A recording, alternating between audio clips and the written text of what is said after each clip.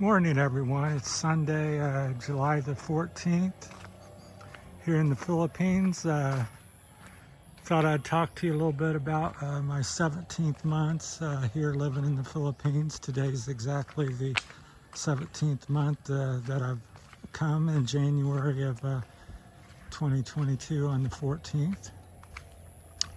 So what's being revealed and new after 17 months? One of the things that I haven't talked a lot about is about, people's wondering about numbers. How much should I save? Can I live on certain thing? One thing I've discovered and get reminded of daily here is, being an expat and a foreigner, you're kind of considered rich. And this is just saying stuff. It's not me hating on something. This is the reality of it here in the Philippines. If you're from a foreign country, you're considered to have money because you're able to come here. And there's some truth to that also, although there is not truth to that, because what's rich in one country is not rich in another. And everybody has a different opinion of what's rich, and yours may be wrong or right. So it's a lot of variances. Anyhow, it's been kind of a dreary, rainy morning here off and on. It's the wet season. So I'd like to, talk a few minutes about that. So when you come here and you go take a ride, for example, be prepared for the extra cost is the overall theme of this part of the conversation. I think you're going to spend 25 to 50% more. Now, if you have a wife or family here that really helps you and keeps after your money and says that's not the right price, so uncle or whoever you are to them, and they give you some guidance, then you're going to do a lot better. Or if you're really a savvy world traveler, you're used to this type of stuff, then you'll be okay as well. Now, I've been here 17 months. And I'm aware of things, but it's still, difficult. You go to get a ride to town, at some spot in town. You take the ride 5 times, you get 3 or 4 different prices, 30 peso, 15 peso, 5 peso. And some kind soul says, I do it for no cost. It's just down the road I'm going. Free to you, sir. Bless their hearts. There's not a lot of that, but there are some. So just prepared to,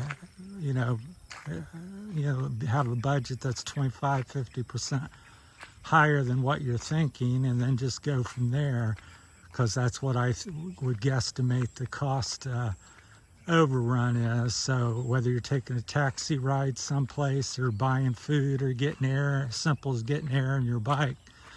Guy in front of you pulls up and gets some air, and you hear him say 5 peso. You're right behind him. Give me some air. 10 peso, 20 peso.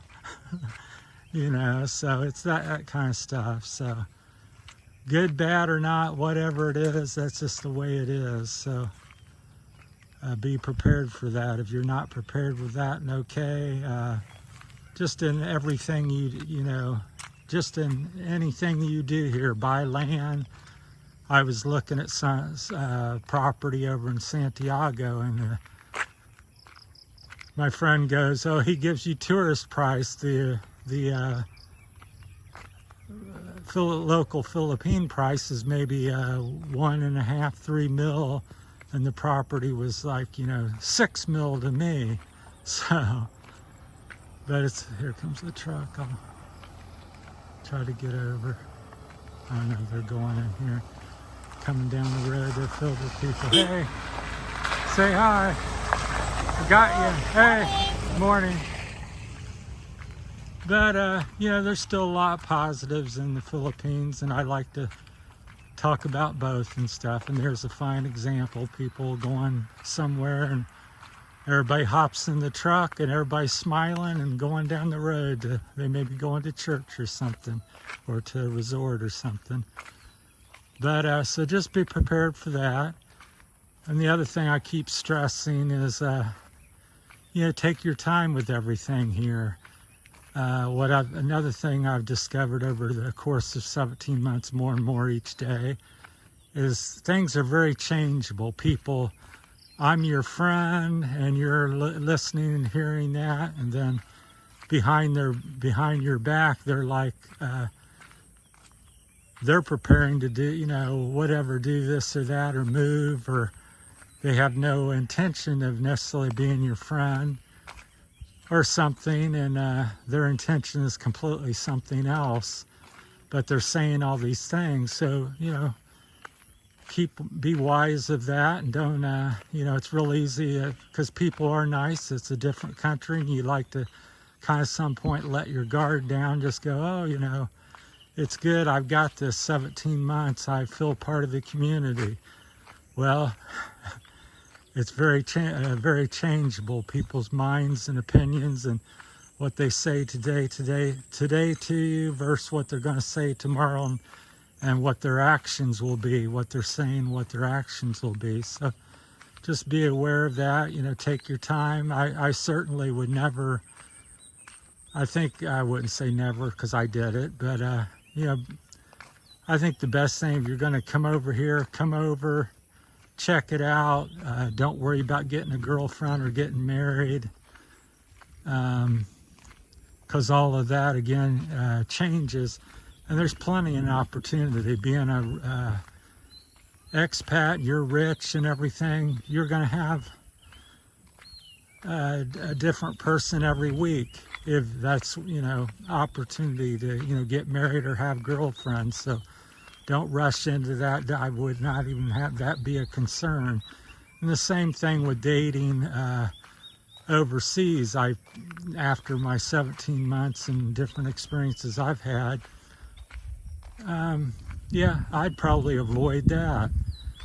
I said, because again, people can hear, they're very friendly, say all the right things and do all the right things, but all that can, you know, easily change. So I don't care what picture she sends in, you're part of the family and we love you. We'll turn down this road here, you know, tomorrow. And how I know that is what I've had it happen to me personally here.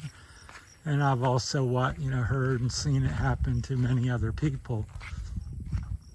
So just, you know, take your time. If you're going to buy land, start a business, I would say don't. And again, if you do, take your time. Hire an attorney. Don't go, oh, my friend give me good price and he says it's okay to do this and do that. Well, that may be okay that day, but it's not okay tomorrow. So just be careful, that's all I'm saying. So as I've been here more, I get more of a insight and see things like this. You know, when I first came, I didn't see that as much, and now I see much more of that. It seems like I notice, spending more everywhere I go. It's padded up a little bit. You go someplace, people all tag on and pad the bill.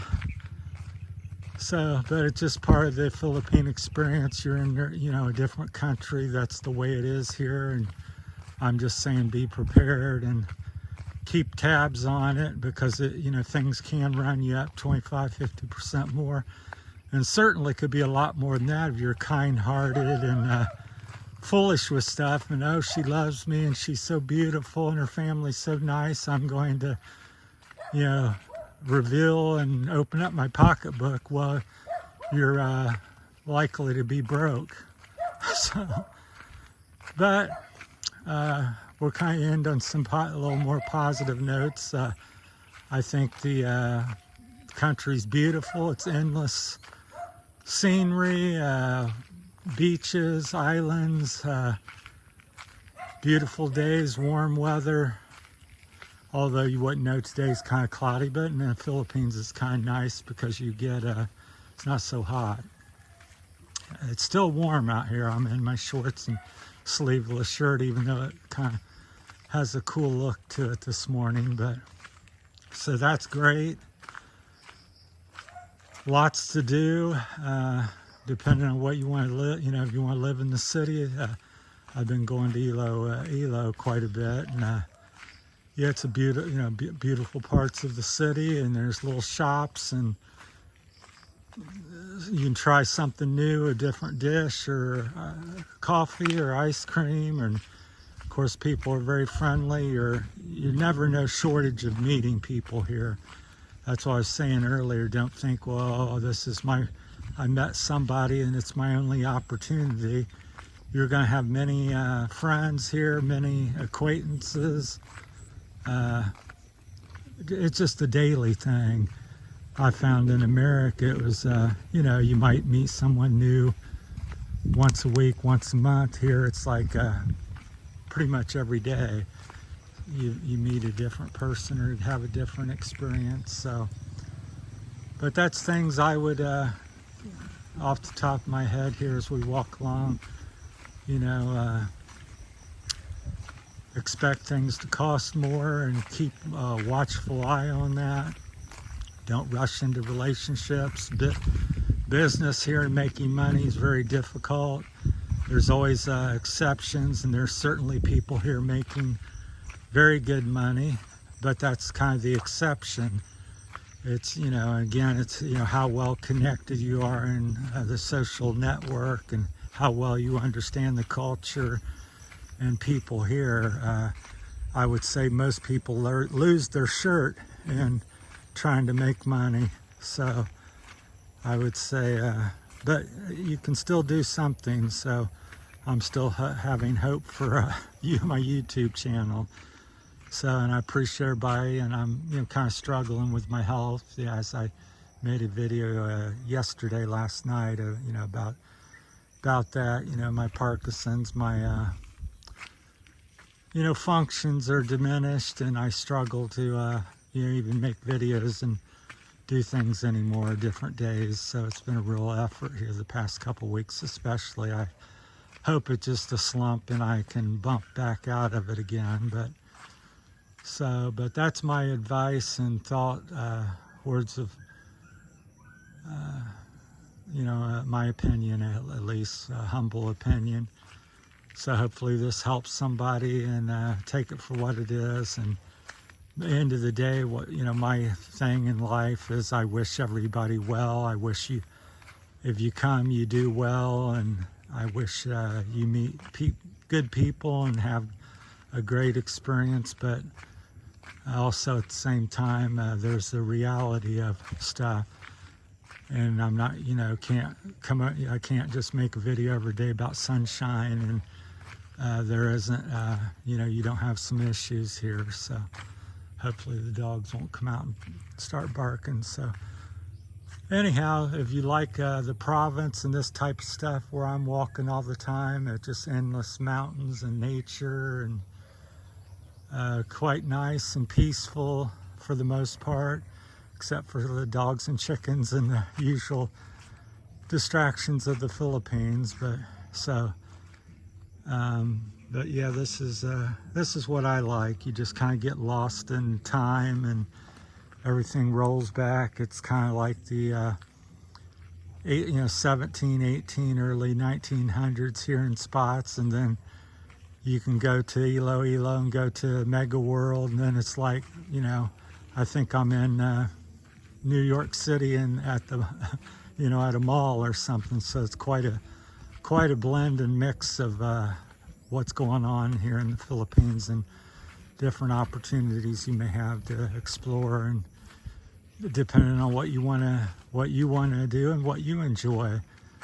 So there's certainly both, and there's a lot of this very simple life, simple things. These are the rice fields here on the right and left.